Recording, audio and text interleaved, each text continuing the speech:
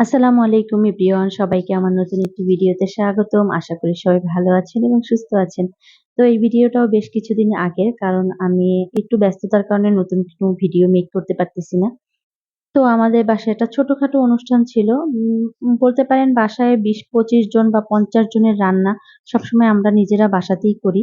আর আমাদের বাসায় মেহমান আসলেই ৫০ জন এমনিতেই হয়ে যায়, অথবা ৩০ জন হয়ে যায়। তো এটা ছিল হচ্ছে এইচএসসি পরীক্ষার্থীর জন্য। তো আমার মামা হচ্ছে একজন ফিজিক্সের টিচার। তো আমার মামার কিন্তু বরিশালে যথেষ্ট নামডাক আছে। কারণ সে ফিজিক্স খুব ভালো পড়ায়। তো মামার হচ্ছে হজে যাবে, এইজন্য অনুষ্ঠানটা একটু তাড়াহুড়া করে করছিল। কারণ তার হজের ফ্লাইট চলে আসছিল। তাই অনুষ্ঠানটা একটু আগে করা লাগছে। পরীক্ষার বেশ কিছুদিন আগেই অনুষ্ঠানটা হইছে। তো এখানে ২ ধরনের খাবার রান্না মানে খাবার দিয়েছিল। তো যেটা ভারী খাবার ছিল ওইটা বাসাতেই আমরা রান্না করছি।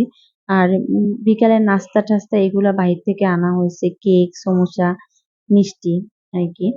তো এখানে প্রায় ১১ টার মতো মুরগি নিছি। আর ৪০ টার মতো ডিম ছিল।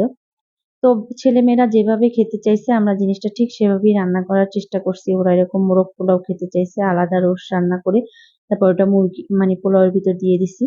আর এখানে হচ্ছে ৪ কেজি পোলার চাল ছিল, ২ কেজি ২ কেজি ২ টা হাঁড়িতে। তো আমাদের বাসায় কিন্তু হাঁড়ির ব্যবহারটা একটু বেশি হয়। আপনারা সবসময় ভিডিওতে দেখবেন যে হাঁড়িটা বেশি ব্যবহার করা হয়। আর এখানে আমি রোস্টগুলা ভেজে রোস্টটা আমি রান্না করে নিছি। রোস্ট পোলাও আমিই রান্না করছি, শুধু ডিমটা আমার বড় মামি করছে।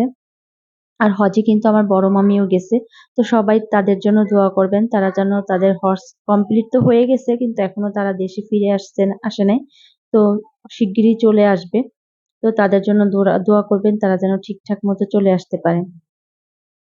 তো এইজন্যই এখন আমি একটু বেশ ব্যস্ত। বাসায় গুছগাছের একটা ব্যাপার আছে। এইজন্য নতুন কোনো ভিডিও আপনাদের সাথে শেয়ার করতে পারতেছি না। আর পোলাওগুলা রান্না করার জন্য আমি চলে গেছিলাম আমাদের কাঠের চুলায়। তো বড় রান্নার আয়োজনগুলোর সময় কিন্তু আমাদের বাসায় কাঠের চুলাটা ব্যবহার করা হয়।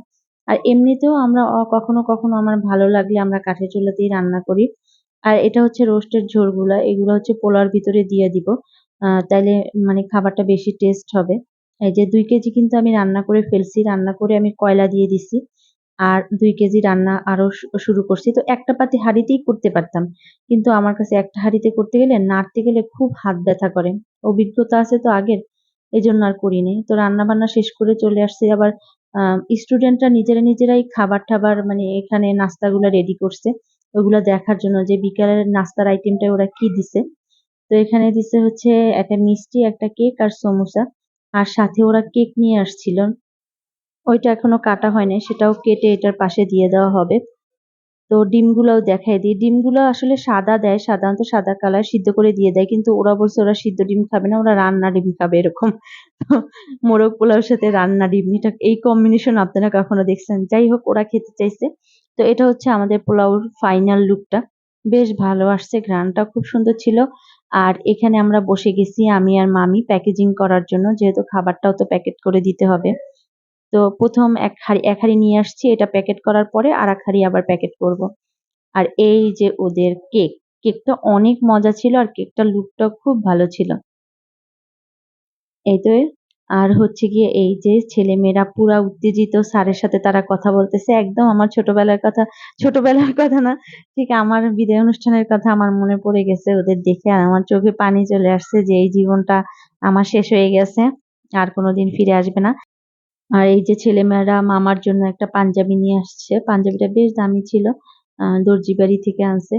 তো আমার হাসব্যান্ড আবার তার শ্বশুরকে মানে মামা শ্বশুরকে পরাইয়া দিতেছে, যাতে তাকে খুব ফিটফাট দেখা যায়। খুব ভাল লাগে। যদিও আমার মামা বেশিরভাগ সময় পাঞ্জাবি পরে এবং তাকে বেশ ভালো লাগে। তো আমার মামা হচ্ছে গিয়ে ইসলামিয়া কলেজের প্রিন্সিপাল এখন। তো আমার মামার জন্য অনেক দোয়া করবেন। তো আমার ভিডিওটা এই পর্যন্তই। সবাই ভালো থাকবেন এবং সুস্থ থাকবেন। আমাদের জন্য দোয়া করবেন। আল্লাহ হাফেজ।